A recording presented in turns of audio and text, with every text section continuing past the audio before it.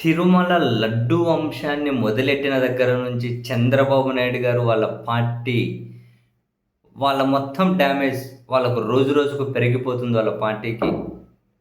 అసెంబ్లీలో ఈ అంశం మీద చర్చ పెట్టి మతాల ప్రస్తావన తెచ్చి డైరెక్ట్‌గా మాట్లాడి చాలా అత్యంత దారుణం.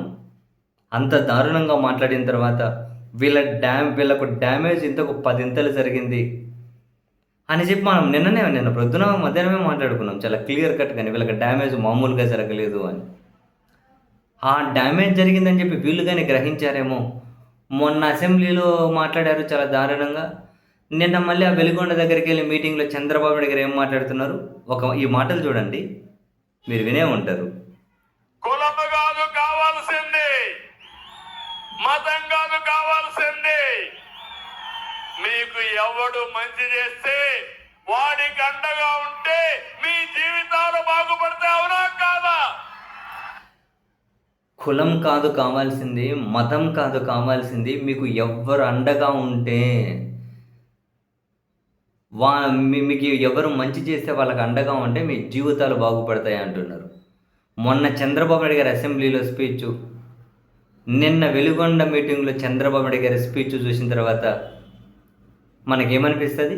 మతానికి వ్యతిరేకంగా మత విద్వేషాలు వెళ్ళగక్కే వాళ్ళకు ఓటేయకండి అని చెప్పి. అంటే ఇప్పుడు చంద్రబాబు గారి ప్రసంగం చూస్తే డైరెక్ట్‌గా జగన్మోహన్ రెడ్డి గారికి ఓటేయండి అని చెప్పి ప్రచారం చేసినట్లే ఉంది. జగన్ గారికి ఓటేయండి అని చెప్పి చంద్రబాబు గారు ప్రచారం చేసినట్లే ఉంది. వీళ్ళే కదా మతాల ప్రస్తావన, మత రాజకీయం చేస్తున్నది. వీళ్ళే కదా డైరెక్ట్‌గా అసెంబ్లీలోని మతాల గురించి మాట్లాడుతూ ఉన్నది. నాకు చాలా ఆశ్చర్యం అనిపించింది. అంటే వీళ్ళకు చాలా దారుణమైన డ్యామేజ్ జరుగుతూ ఉందా? అందుకే కులాల గురించి కాదు, మతాల గురించి కాదు, వాటి ప్రస్తావన అవసరం లే.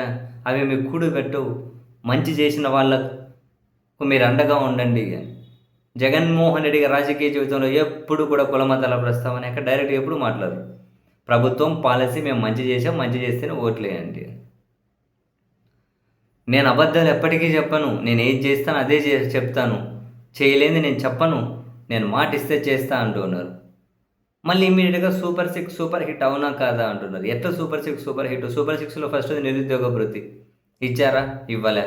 రెండోది 18 ఏళ్ళు నిండిన ప్రతి మహిళకు సంవత్సరానికి 18,000 డబ్బులు ఇచ్చారా? ఇవ్వలే. సూపర్ 6 సూపర్ హిట్ ఎట్లా ఇచ్చాయి? మిగతావి పాక్షికంగా అమలు చేశారు అని తర్వాత చర్చ. ఫస్ట్ సూపర్ 6లో ఫస్ట్, సెకండ్ ఇవే కదా. ఇవి అమలు చేయలేదు కదా. అసలు ఏంటి చంద్రబాబు నాయుడు గారు ఇప్పుడైతే ఎన్నికల ప్రచారాన్ని తలపించేస్తూ ఉన్నాయి. నేను మంచి చేస్తున్నా, నాకు ఓటేయండి, నాకు ఓటేయకుంటే నన్ను అవమానించినట్టు ఏంది అసలు? చాలా ఎగ్జైట్ అయి మాట్లాడుతున్నారు. ఏదో ఒక అభద్రతా భావంలో మాట్లాడుతూ ఉన్నారు.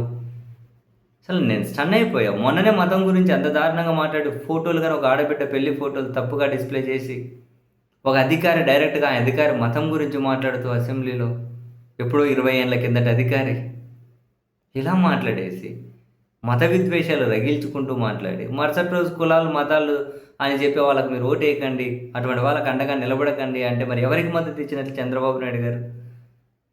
ఇన్ని రోజులు మతాల గురించి మాట్లాడుతున్నది ఎవరు? ఆ ప్రస్తావనలు చేస్తున్నది ఎవరు? ఏంటి ఇదంతా?